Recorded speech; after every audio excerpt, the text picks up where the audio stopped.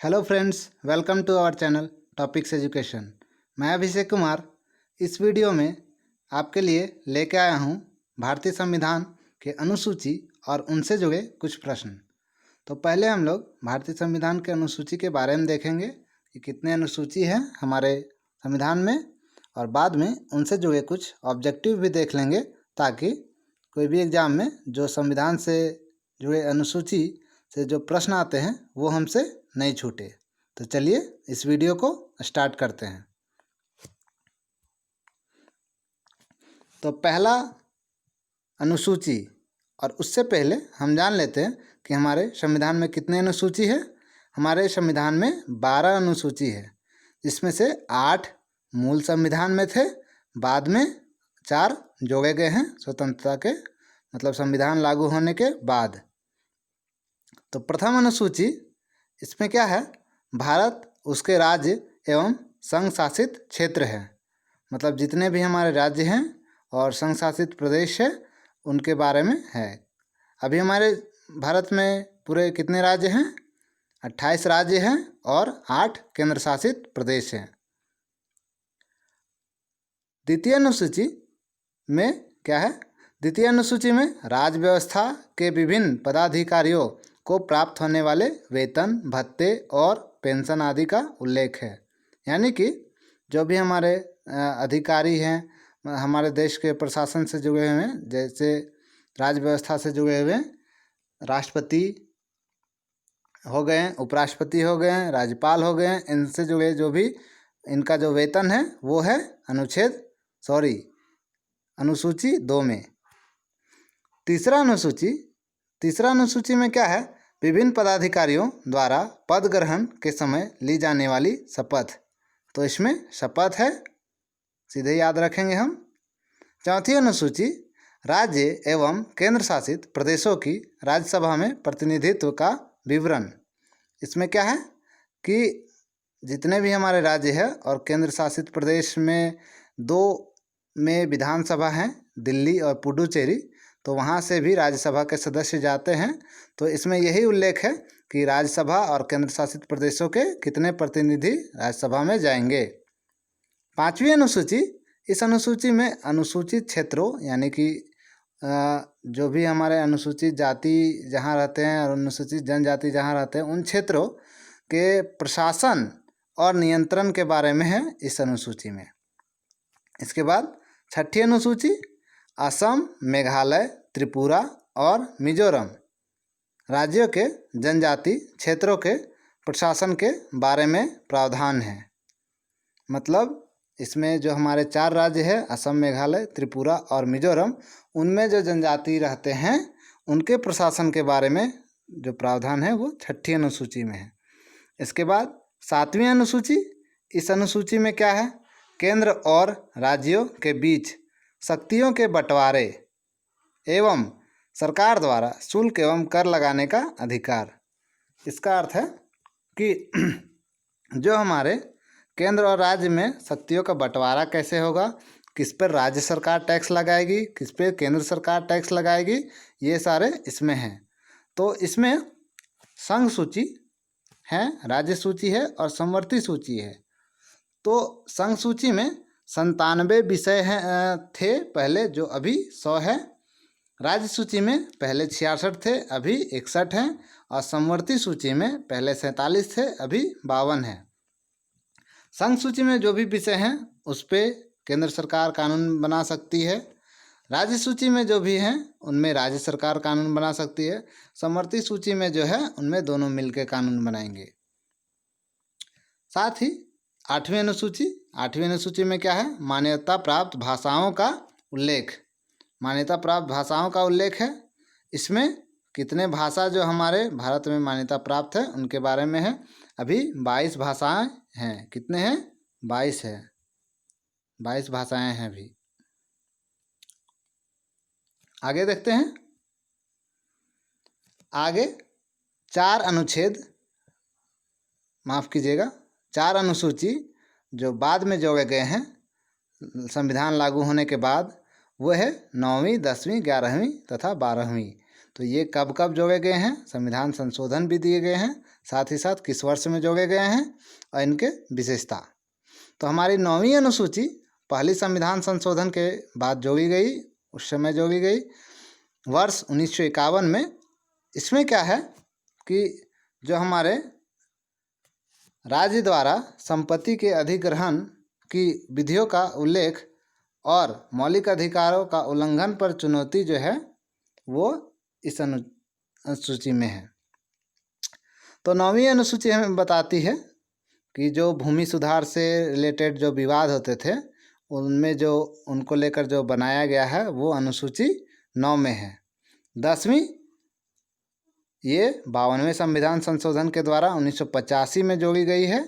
दल बदल से संबंधित प्रावधानों का उल्लेख है इनमें। साथ ही क्या है कि पहले होता था कि कई बार एक पार्टी से जीतने के बाद एक विधायक या सांसद दूसरे पार्टी में चले जाते थे, तो इस तरह के ये को रोकने के लिए ये प्रस्ताव या ये प्रावधान लाया गया 1985 में और इसे 10वीं अनुसूची में जगह दी गई।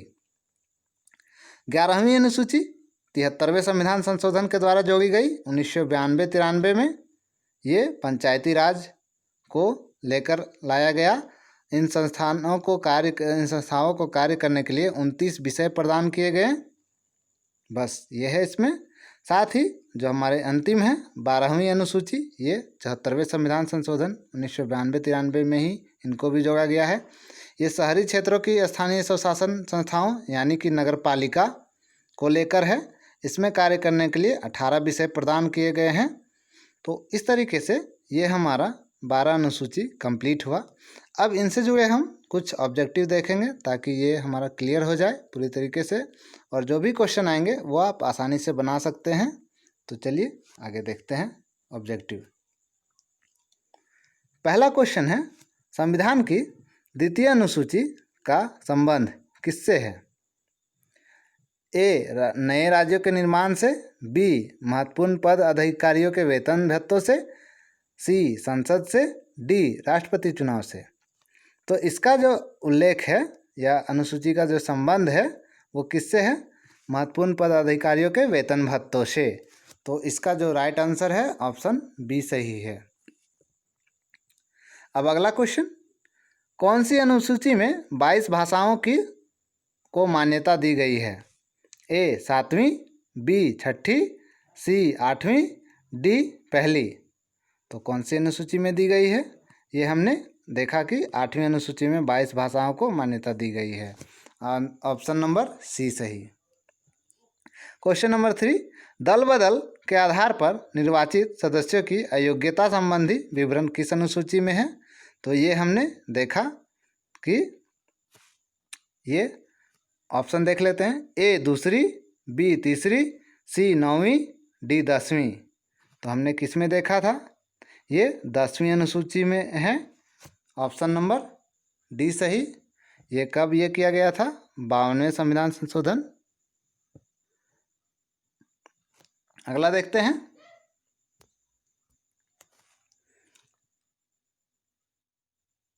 संविधान की 6ठी अनुसूची किस राज्य में लागू होता है? ए मणिपुर, बी बिहार, सी नागालैंड, डी मेघालय।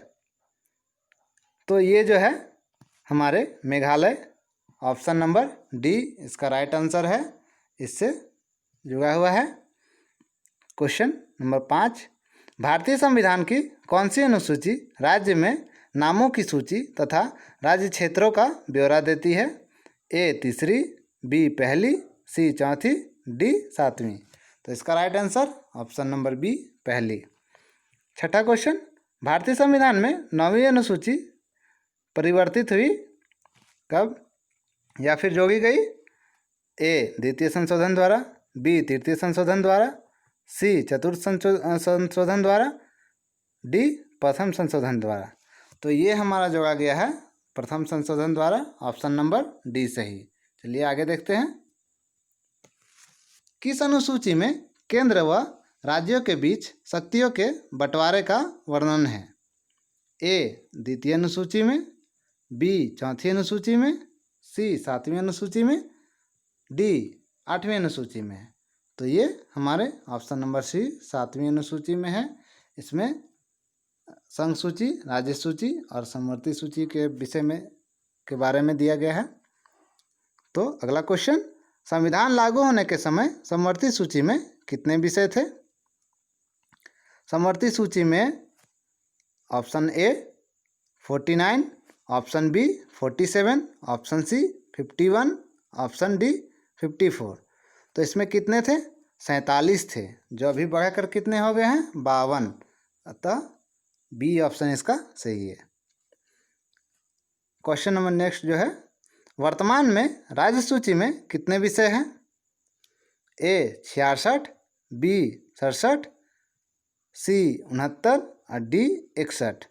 तो इसमें क्या है? अभी 61 है वर्तमान में, ऑप्शन नंबर डी सही, पहले 66 थे। अगला देखते हैं, वर्तमान में संघ सूची में कितने विषय हैं? ए 99, बी 97, सी 100, डी 98। तो ये अभी कितने हैं? 100 है।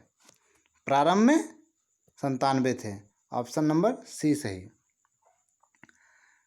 नेक्स्ट, 73वें संविधान संशोधन अधिनियम द्वारा भारतीय संविधान में कौन सी अनुसूची जोड़ी गई?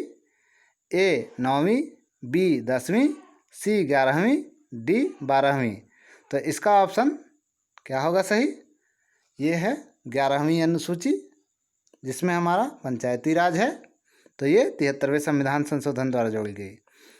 क्वेश्चन नंबर लास्ट, ये है 74वें संविधान संशोधन अधिनियम द्वारा भारतीय संविधान में कौन सी अनुसूची जोड़ी गई?